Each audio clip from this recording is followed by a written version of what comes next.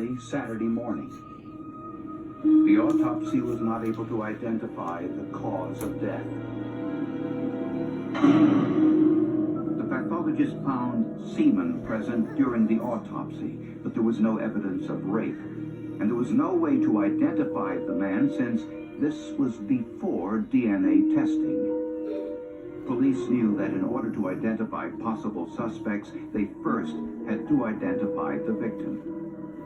We said from the very beginning, if we find out who she is, we'll find out who killed her. Missing persons reports were checked, but no one fit the description of the torso. 7 months later, she was buried, still unidentified, in an unmarked grave, and soon forgotten. 1 year later, a telephone call changed that. 1 year after Jane Doe, the unidentified murder victim, was buried in a pauper's grave in Pennsylvania, police received what at first was a routine telephone call. A woman told police that her ex-sister-in-law, Edna Posey, had been missing for a year. She was able to provide police with a detailed physical description. She started explaining how Edna would say, "Oh, I can't wear a bikini because of my moles." This sounded strikingly similar to the birth don't rip it! Their Jane Doe of a year earlier. Okay. The caller also said Edna Posey always wore a belt. Don't rip it! Sit down. Odette, sit down. 31-year-old Sit single down. mother of an 11-year-old boy, Randy. Down, dali.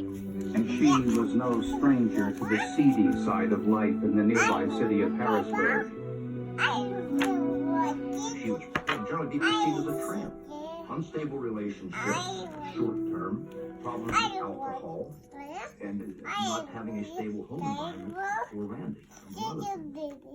Edna was not your,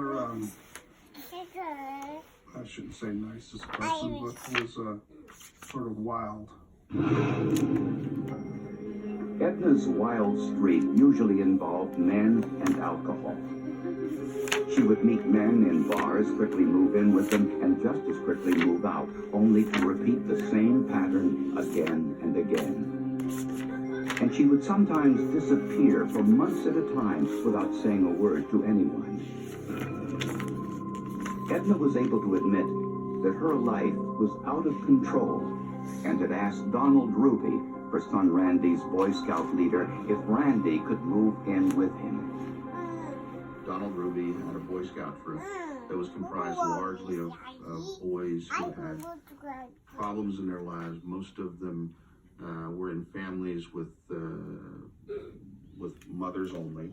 The boys had been into trouble, and Donald took this group of boys and formed his own troop with it. Randy moved in with Donald Ruby and his wife and lived with them as if he were their own son. 42-year-old Ruby worked as a machinist and had no children of his own.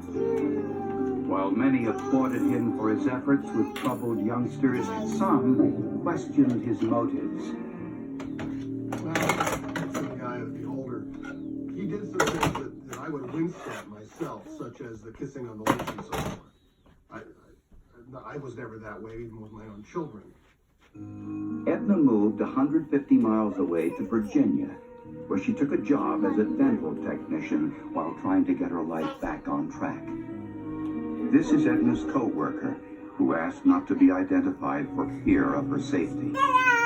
She was saving her money, and in that particular time period, she met a young soldier in the Army band in Virginia, and they became quite close, and was going to move in together and bring Randy down to be with them. And police believe that Donald Ruby was threatened by the loss of Randy. The evidence was that she intended to take Randy back with her. We believed and argued that Donald did not want to give up Randy as his son. Did this mean that Donald Ruby had a motive to kill Edna Posey? Ruby told police that Edna Posey had come to their home to visit Randy on Friday night and planned to stay for the entire Memorial Day weekend. The next day, Ruby and his wife said they took Edna shopping and dropped her off downtown.